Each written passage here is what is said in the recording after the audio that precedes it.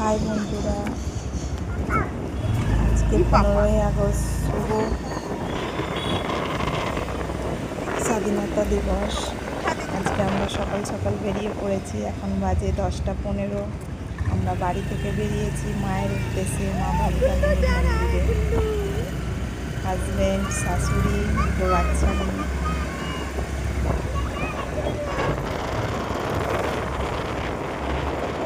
আজকের ওয়েদারটা কত সুন্দর এবং আকাশটাও বেশ নীল সুখময় একদম।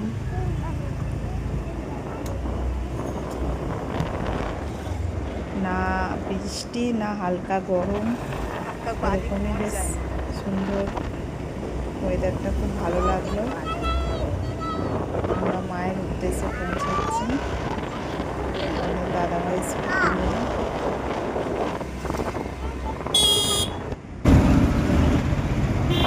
মায়ের মন্দিরের সামনে এসে গেছি মায়ের দর্শন করতে।